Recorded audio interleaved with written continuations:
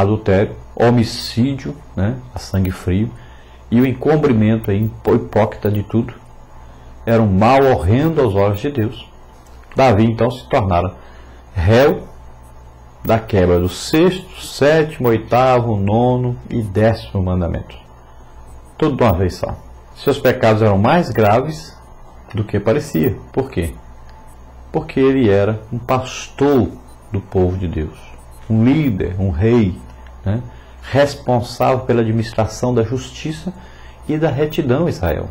Ele que deveria dar o exemplo, fez exatamente o contrário daquilo que ele deveria fazer. Ele estava representando Deus, não poderia representar o pecado, não poderia representar o diabo. Ele era um representante de Deus. E a Bíblia então coloca a culpa do pecado em cima do homem e diz, olha, mas cada um é tentado quando atraído e engodado pela sua própria concupiscência. Depois, havendo a concupiscência concebido, dá à luz o pecado, e o pecado sendo consumado gera a morte.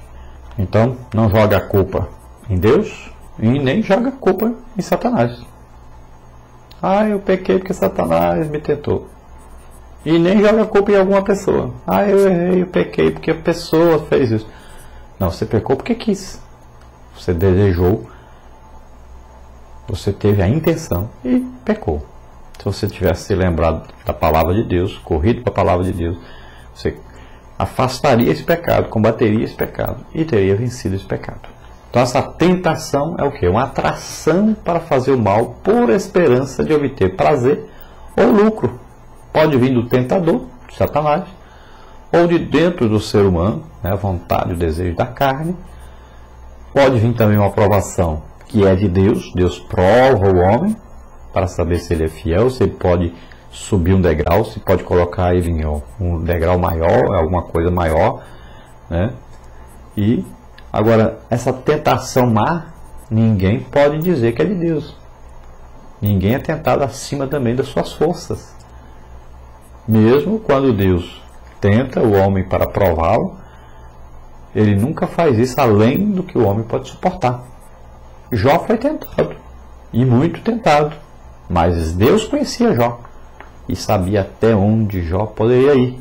Tanto é que Jó, todas as vezes que recebia a tentação, ele conseguia lembrar-se de Deus e sempre se humilhava diante de Deus e sempre confiava que Deus arrumaria ali uma solução para ele.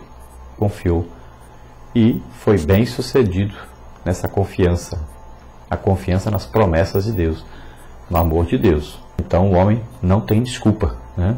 Então a pessoa só é tentada até onde ele pode suportar, inclusive pela carne, por Satanás e até mesmo por Deus. Sempre a tentação vem até onde você pode suportar. Se você não suportou, é porque você desejou, porque você queria pecar. Jesus foi tentado e venceu, né? Mateus 4, 1 a 11 aí fala sobre isso. Podendo por isso então o próprio Jesus socorrer os que são tentados. Então quando nós somos tentados, nós somos socorridos por Jesus, que foi tentado da mesma maneira que nós fomos. Devemos vigiar então e orar para que não cedermos à tentação. É também o nosso dever socorrer os que caem. Na provação somos abençoados por passar por ela com fé em Deus. Então aqueles que caem, nós devemos também ajudá-los a se levantarem. E sempre nós somos abençoados, recebemos a grande recompensa de Deus quando nós passamos por a provação, quando nós vencemos as provações. E nós devemos sempre lembrar que o diabo, ele sempre vem com 3 coisas para tentar o homem. Olha bem, por que Eva foi tentada? Primeiro, a visão, concupiscência dos olhos. Olhe para o fruto. Depois, concupiscência da carne. É o desejo de experimentar. É o desejo que vem aí do corpo, né? Então, experimentar. Disse, come. É gostoso. Então, é o desejo de experimentar. E, em terceiro, aí que é a soberba da vida. Ou seja, o desejo de ser grande por cometer esse pecado. O desejo de ser maior, de ser melhor do que os outros. Sempre a tentação de Satanás é assim. Com Jesus foi a mesma coisa. Olha as pedras, transforma em pães e come. Então olhar, experimentar. Sempre assim. Vou te dar os reinos do mundo. Salta aí de cima, todo mundo vai ver, vai dizer, oh, que maravilha. Desejo de ser grande. Então sempre é assim. Então você tem que tomar cuidado com os seus olhos, com o seu corpo e com esse desejo de ser grande, de ser melhor do que os outros, de possuir até as coisas que os outros têm e melhor do que os outros têm. São coisas terríveis na vida do ser humano. Evite isso. Quando vier esse desejo, sufoque-os pela palavra de Deus. Foi assim que Jesus venceu e nos ensinou a vencer o pecado. Então a tentação ela tem 3 origens ou fontes. A primeira, da parte da carne, né? É a tentação humana, né? É a tentação aí da carne, a própria natureza humana do homem, que é pecador e que veio o pecado que veio de Adão, tem o desejo sempre de pecar. Depois a tentação vem do mundo, da parte do mundo. A palavra mundo aí, que emprega-se aí frequentemente para designar então os seus habitantes, mas não quer dizer isso. O mundo aqui, então no campo da teologia, esse mundo quer dizer o quê? É um sistema que se opõe de forma persistente e sistemática ao reino de Deus. Então esse mundo aqui é tudo que nos cerca, que sempre está chamando-nos para o pecado, para fazer aquilo que é contrário à vontade de Deus, ao desejo de Deus. Então são as coisas que nos cercam, nosso dia a dia e o sistema. E, por último, então, que é exatamente isso, esse ser que é Satanás, que é o diabo, é o nosso adversário, é o tentador. A Bíblia nos mostra que até Jesus foi tentado por ele. Homens de Deus todos foram tentados por ele. Os homens comuns também são tentados por ele, tanto os importantes como os não importantes, tanto pobres como ricos, tanto brancos como negros, tanto faz. Ele não tem aí acepção de pessoas, todos são tentados. E os crentes também são tentados.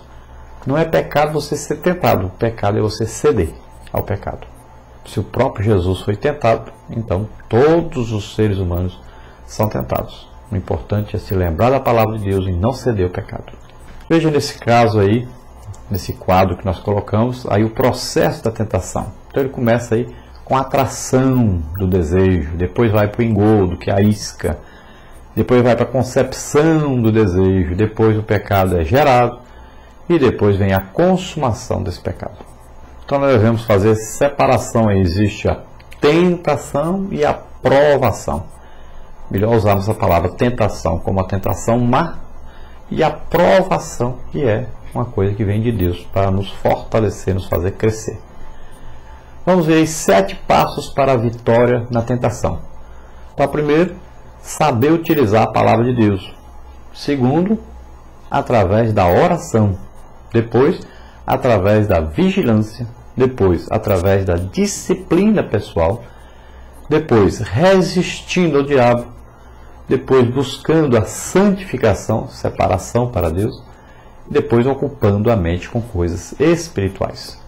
Então, o apóstolo Paulo escrevendo, ele diz que nós temos que manter a nossa mente cativa, né? Presa na palavra de Deus, e também devemos ter a nossa mente sempre reservada para uso de coisas boas, coisas de Deus, coisas que edificam. Então nós devemos aí ter os pensamentos puros, intenções puras, né?